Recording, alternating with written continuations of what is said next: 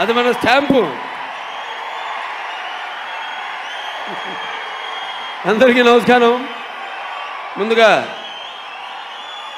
వల్లీశ దేవి శరీర భక్తిపాలన తత్పర ధరాసమ్ముఖం భోజ సుబ్రహ్మణ్య వస్తుతే గాంగై మహిని జర్భం జన్మణ గాంగై మహిని గర్భం శర్మణ జనతం జ్ఞానశక్తి కుమారం బ్రహ్మణ్యం స్కందదేహం గుహమమల గుణ వృద్ధ తేజ స్వరూపం సైన్యానం తారకగ్నం గురు మచిలి మతికేయం శార్తికేయం షడాస్యం సుబ్రహ్మణ్యం మయూరధ్వజరద సహితం దేవదేవం నమామి. సినిమా అంటే ఈ రోజుల్లో ఎలా ఉండాలి, ప్రేక్షకుల్ని అసలు ఎలా రాబట్టుకోవాలి థియేటర్కి అని ఆలోచించాలి ప్రతి నిర్మాత కూడా. ఎందుకంటే ఇవాళ చూస్తున్నాం మనం, ఇవాళ రాబట్టుకోవడం సినిమాకి ప్రేక్షకులు అంటే అదొక పెద్ద ఛాలెంజ్. ఇక్కడికి విచ్చేసిన నా అభిమానులందరికీ, ఎందుకంటే నేను చేసే ప్రతి ప్రయత్నం, నా ఆలోచన, నా విధానం గౌరవిస్తూ నన్ను అభిమానిస్తున్న, అంటే నా ప్రస్థానం నుంచి చలనచిత్ర పరిశ్రమ ప్రస్థానం నుంచి ఇంతవరకు ఇంకా నన్ను అభిమానిస్తూ, అసలు ఒక అఖండ చేశాం సినిమా అంటే దానికి ముందు సినిమా, సరే సినిమా తర్వాత లెజెండ్ అయిన తర్వాత అఖండ చేసాం మా కాంబినేషన్లో. దాని తర్వాత ఏంటి అసలు అన్నప్పుడు ఒక వేరే సినిమా రెడీ చేశాను. ఇవాళ అది కూడా ఎంతో విజయం సాధించింది. సో ఇలా కొత్తదనాన్ని, కొత్త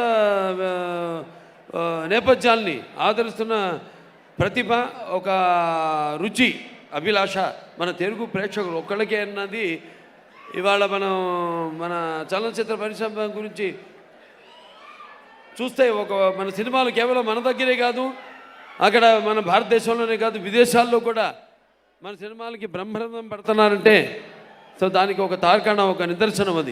అది మొదలైంది మా నాన్నగారు నందమూరి తారక రామారావు గారితో. ఆయన ఎప్పుడు ప్రజలకి కొత్తదనం ఇవ్వాలని ఒక తపన, అంటే ప్రజలు కోరుకునే ముందే, అంటే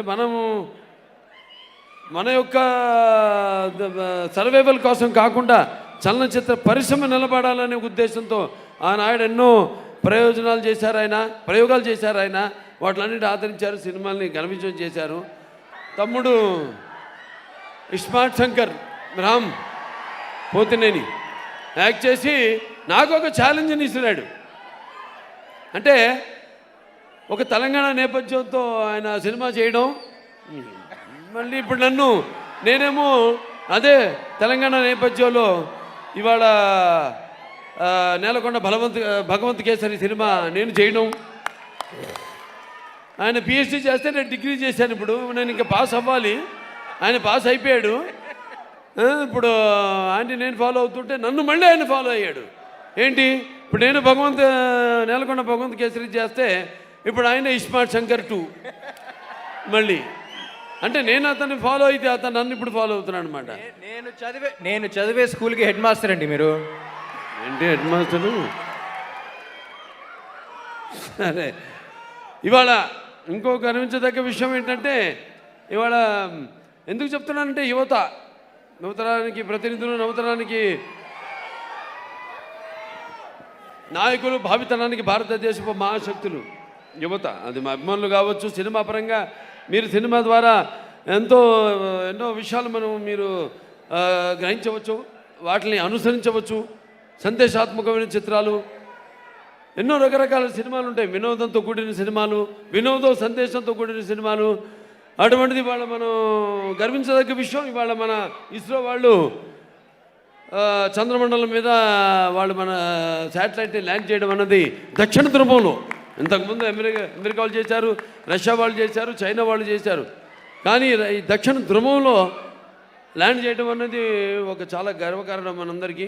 ఇక్కడ ఒక తిక్కకు లెక్కలేని మహాకవి అంటాం, మహాతిక్క రామ్ పోతినేని 2006లోనా ఏంటది సినిమాల ప్రస్థానం 2006 నేనే వచ్చా. దేవదాసు కాదు, అప్పటి నుంచి ప్రయాణం చూస్తున్నాం. ఎన్నో రకరకాల సినిమాలు చేయాలని ఒక తపన.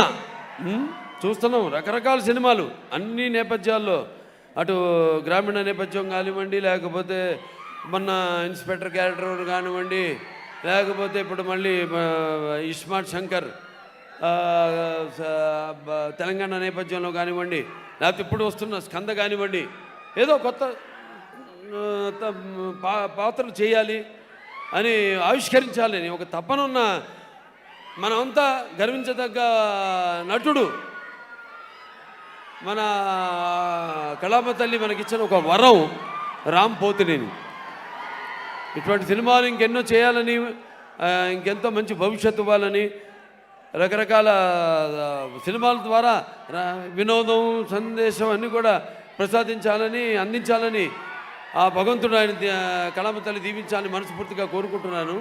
ఎంతో దూరం నుండి వచ్చారు అభిమానులంతా కూడా. ఈ నా అభిమానులు అయితేనేమి, తమ్ముడు రామ్ అభిమానులు అయితేనేమి, చాలా దూరం బయట ఊళ్ళ నుంచి కూడా వచ్చుంటారు. జాగ్రత్తగా వెళ్ళండి, వెళ్ళేటప్పుడు అక్కడ చాలామంది ఎదురు చూస్తుంటారు మీకోసం. జాగ్రత్తగా వెళ్ళండి. ఏదైనా ఇక్కడ అందరికీ విచ్చేసి కార్యక్రమాన్ని ఇంత ఘన విజయం చేసినందుకు ప్రతి ఒక్కరికి ఇది ఒక కుటుంబం. సో చలనచిత్ర పరిశ్రమ అంతా ఒక కుటుంబం, ఒక కులం మాది. అలాగే అభిమానులందరూ కూడా చూస్తే అది ఎవరు ఏ హీరో సినిమా అయినా కానీ మంచి సినిమా అయితే దాన్ని ఆదరిస్తూ వాటిని విజయవంతం చేస్తున్న అభిమానులందరూ కూడా నా కృతజ్ఞతలు తెలియజేసుకుంటూ నేను సెలవు తీసుకుంటున్నాను.